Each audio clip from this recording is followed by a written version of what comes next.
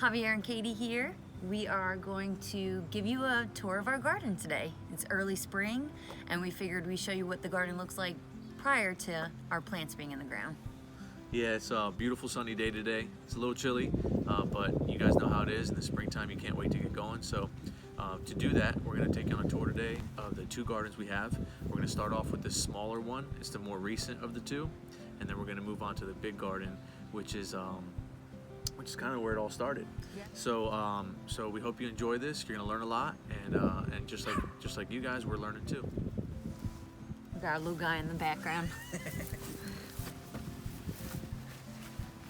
And this actually was a very large maple tree, as you can see right here.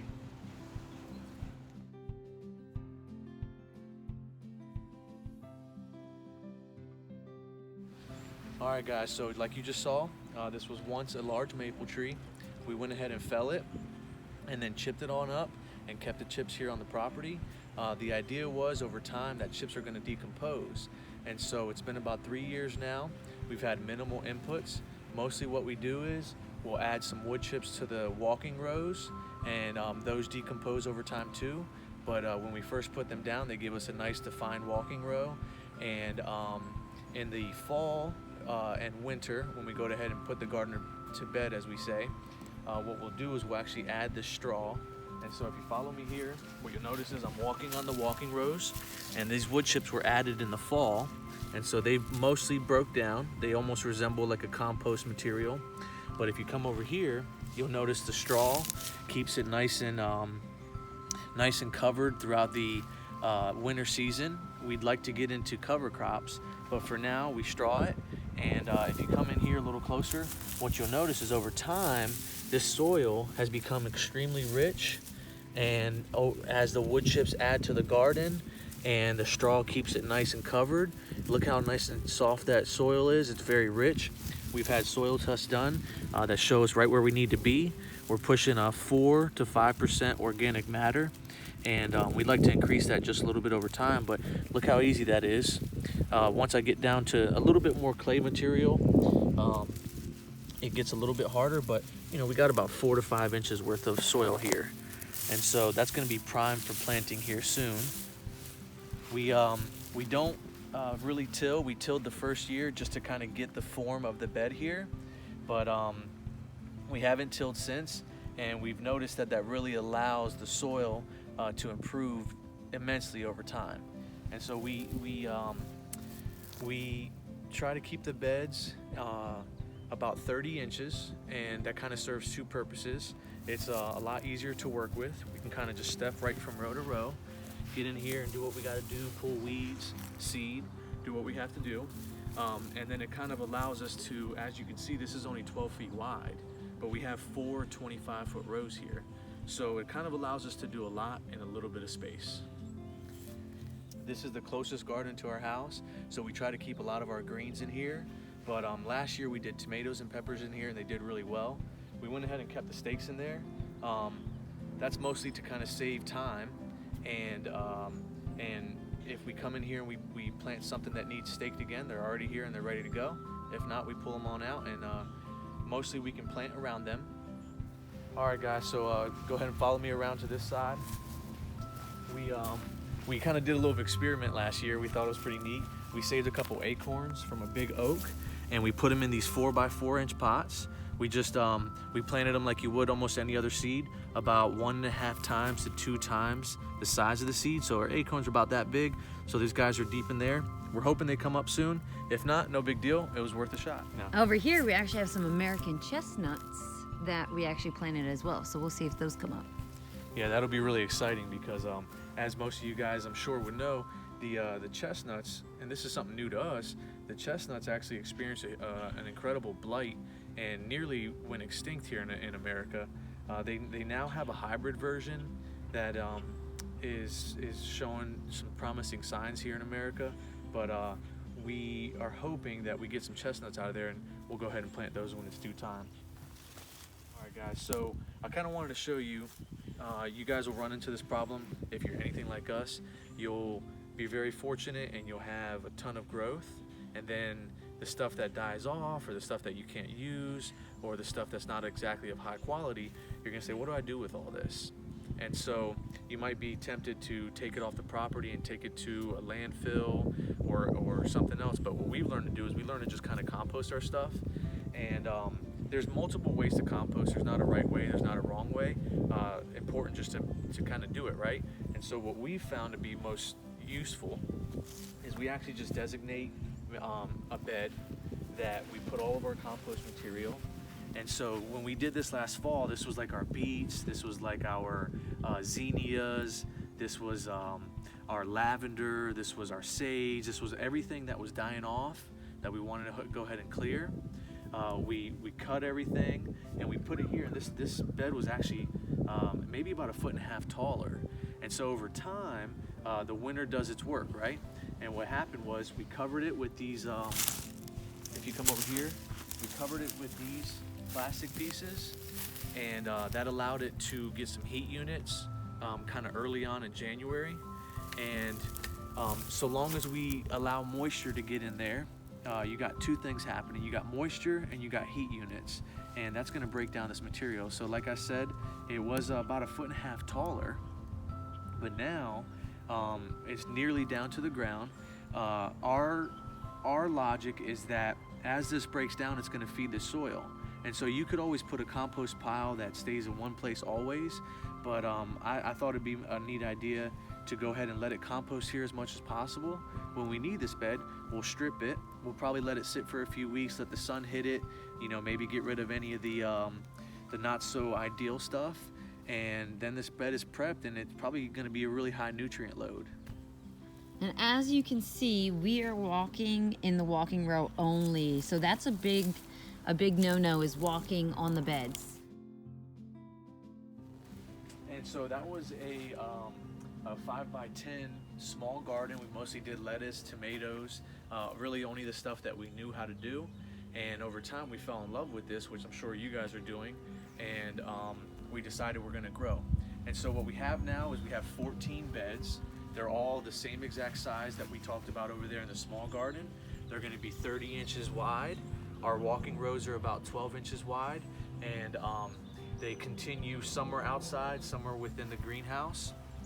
We have a irrigation system here that we might use in the summertime to keep everything moist, but in the springtime we get very fortunate with the rains, and they kind of take care of everything.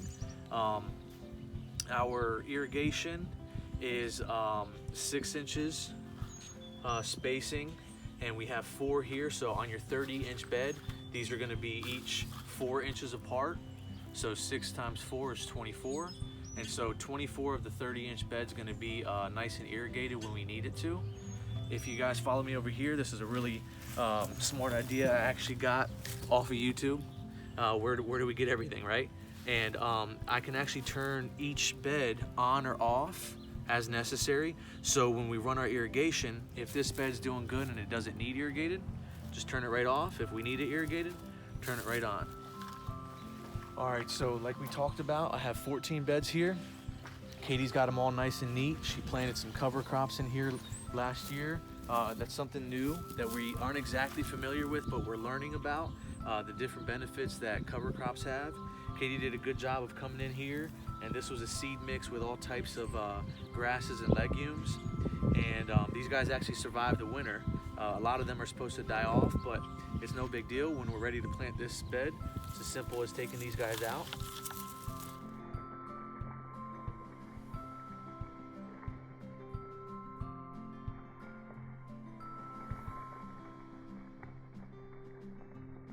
Okay, and so we talked about in the small garden how we set up our beds first. We tilled the initial year, which would have been about 5 years ago here. We got our bed placed where we want our beds to be placed. Where our walking rows are placed, we place them. And that's really over time has proven extremely beneficial, not only for the quality of the soil, but also for a time. So when you start growing and you get a little bit bigger garden, you're gonna notice that time really becomes an issue. It's hard to get it going, it's hard to get it stopped in the fall. And when you take a no-till approach and you pre-plan your beds where you'd like them to go, it really helps on time. So here it is, early March, mid-March nearly, and you know, whereas when you till, you might be you know, rushed to come in here and get everything tilled up and get everything ready to rock and roll. We're nearly ready. So I talked about Katie doing cover crops. We simple as pulling these guys up. This soil is nice and healthy. Look at that, another 4 to 5 inches, 6 inches in places where there's not as much high clay content. And this bed's ready to roll. As soon as we pull all these guys out, we can plant this bed right away. And you're not gonna have to come in here and till it. You're not gonna have to worry about all that. Over time, the soil has really built up, and it's almost always workable with just your hands. And so that's a huge benefit, to save a little bit of time and ultimately to improve the quality of your soil. If you guys follow me on down this way, you'll notice again, straw covering the soil. We've learned the concept of Mother Nature doesn't like to be naked. So we go ahead and we clothe her and we keep her covered. We kind of thought that it'd be a neat idea to try the cover crop system this year, and then also try the straw and kind of see which one seems to be better for the soil. I suspect it's going to be the cover crops, and everything we've kind of researched shows that. But when you don't get a chance to get it seeded, you can go ahead and do your straw method, or kind of just have a little fun with it, run an experiment, and do maybe one bed of cover crop, one bed of straw, and see how it works out. So keep on following me down this way. We're walking in our bed rows again, nice and defined. Keep your beds nice and soft. So here's kind of a third method we're trying. You can buy some straw, but ultimately we're really fortunate with some of the landscaping jobs that we've picked up over the years, and one big one that we're picking up is leaf cleanups. And so I'll actually just bring the leaves from the different jobs that we're able to complete, and I'll lay them down right here. And so you can see here, these leaves are still, they still got a lot of their form, but they're really breaking down. And when I come in here and I'm ready to plant, I can break them down just a little bit more. But similar to the straw method that we talked about and that cover crop method, look how good that keeps that soil. Nice and healthy, high moisture content. I mean, look at that. That's nice and healthy. I'm digging into that 5-6 inches, no problem at all. You know, just using my hand. I mean, I barely even got to use any type of tools to get in here. And so one big thing that we've come to learn over time is that you can plant in these gardens and you can pull a lot of stuff out of them, but over time, it's important to give back to them. And so that's where your cover crop method, that's where your straw method, that's where your leaf litter method is gonna give back to the soil. You're adding organic matter to the soil, and that's gonna help it retain water, and water's life ultimately, right? So when you retain water, you give your microbes, you give your different fungi, your bacteria, you give everybody a better chance of prospering, of living, and they're gonna take care of your soil. All right, guys, so once again, 30-inch beds, 12-inch walking rows. It's as easy as stepping over the bed into the next walking row. Follow me over here into the greenhouse. So it's about a 55-degree day, but it's probably 80 degrees in here. What you can see here is our spinach from last year. It's struggling just a little bit because we haven't ran the irrigation. It's just now starting to warm up around here. And so these guys are actually just surviving on probably the most minimal water content, but it just goes to show you that life wants to live. Give your plants a shot and you'd be surprised at what they can do. We kind of did a last minute spinach showing in fall, and we probably, how many cuts do you think we got off this, babe? We made about 4 cuts. Yeah, 4 cuts of spinach. And so this is nearly this row here is 25 feet, but this is nearly 20 feet of spinach. And we did our last cutting, I would say, in December, and kind of let it be since then, and it's come back. And we're still using that spinach, yeah, that frozen spinach right now for our shakes. And so so that's a great point you got there, Kate. You can always do your fall sowings, and what you don't use, many times you can freeze. And so we use spinach in our shakes. We use it in a lot of our meals. Katie will throw it in our eggs. And so We did one big cutting, like I said, in probably December. She froze a lot of it, and we come out here in the springtime and it's nice, beautiful, and green. We have 4 rows within the greenhouse. We designed this exactly the same as everything else, 30-inch beds, 12-inch walking rows. When you come through here, you'll see we did a similar idea as we did out there, just a different type of leaves. Now what you'll notice here is these aren't broken down quite as much. It's a lot drier in here. And so for organic matter to break down, you need heat units and you need moisture content. Too much, not good. Not enough, not good. So this isn't exactly broken down as much as we'd like it to be just yet, but we're gonna go ahead and you're gonna follow us today as we remove the greenhouse cover to try to let these spring rains get in here and soak this up real well. And I imagine that this will break it down, and by the time we're ready to plant this, we're looking at probably Mother's Day. This stuff should be broken down really nicely, and you'll notice the quality of the soil is just phenomenal. Although it's dry, when I move this leaf litter to the side, similar to all of our other beds I've showed you, this idea of no-till, it just really allows the soil to break down, and I mean, it's just high quality soil. So I really encourage you guys to experiment, have some fun. For me, time is of the essence, and adopting a no-till approach was a huge benefit. Well, and they're probably wondering what in the world we use all these strings for. Okay, so all these strings, they're mounted to this electrical metal conduit, and we actually do a vertical approach to our tomatoes. So any of our indeterminate variety tomatoes, any of our kind of vining type tomatoes, we're gonna grow in with one single stem, a leader if you will. And another time saver here, we went ahead and used some baling twine, which is really high quality, it'll last a long time. And I mounted it to the EMT. These are about 18 inches apart. You can go as low as 12, you can go as far as you'd like, but 18 inches seemed to be the sweet spot for us. And so when we ripped all the tomatoes out last year, we left them here, another time saver. And what we'll do is we'll plant our tomatoes down here, and we'll slowly but surely take that leader and work its way up the string here over time. And we're gonna show you that as that applies, as we plant our tomatoes in and as they grow. And it's a really neat approach. It keeps everything nice and open.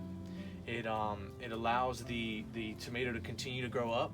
And once it gets to the top here, we'll go ahead and let this down a few inches, and the plant will fall down with it, but then the plant still has more room to keep growing up. And so this greenhouse has proved beneficial to help us get a start on the season, to help us extend our fall season, and ultimately it's a neat little thing to have, because we kind of have different growing conditions in here than we do outside. And so kind of the same idea that I talked to you guys about with the cover crop and the straw is gardening should kind of be an experiment. You learn from others, you learn from your reading, you learn from your YouTube, you learn from your videos, but ultimately you have to apply.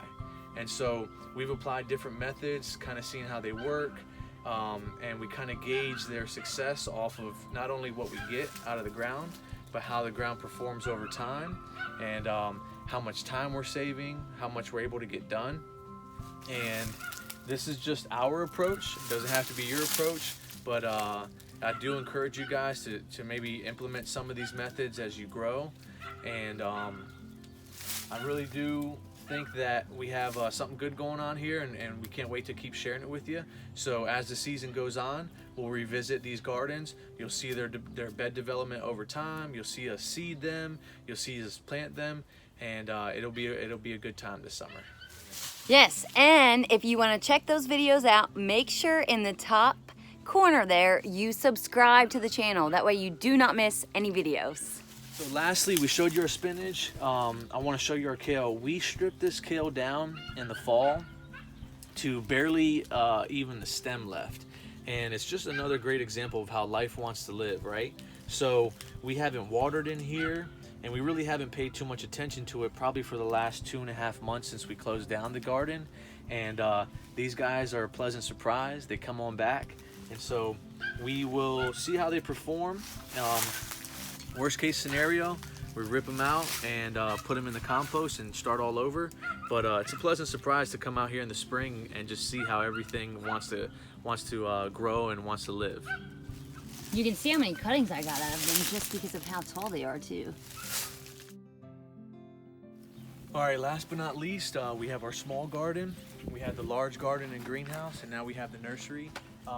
Katie's done a really good job of getting this all cleaned up. And so what this was at one point was actually just a shed. And we kind of thought, hey, how can we best use this? And so we kind of put some plastic over it, seen how that worked out. It worked out great. And so we turned this into our nursery. So the cement here kind of holds its heat pretty well.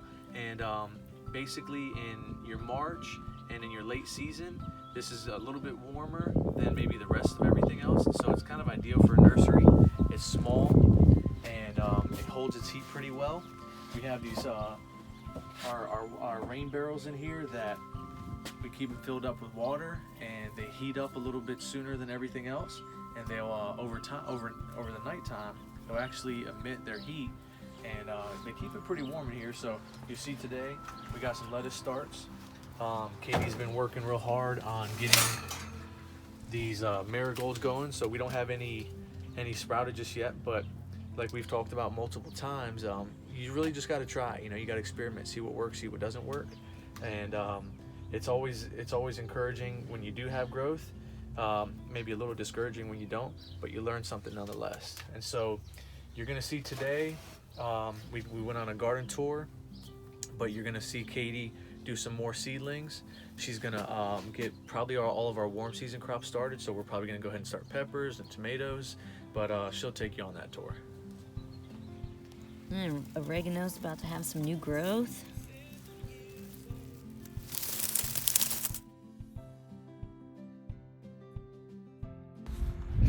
All right, so we will show you the bulbs that are coming up out here by the fence on the backside of the garden. Oh, they're just so beautiful. Tulips should be popping up soon. I cannot wait. These guys are so fragrant. We have some black-eyed Susans in here.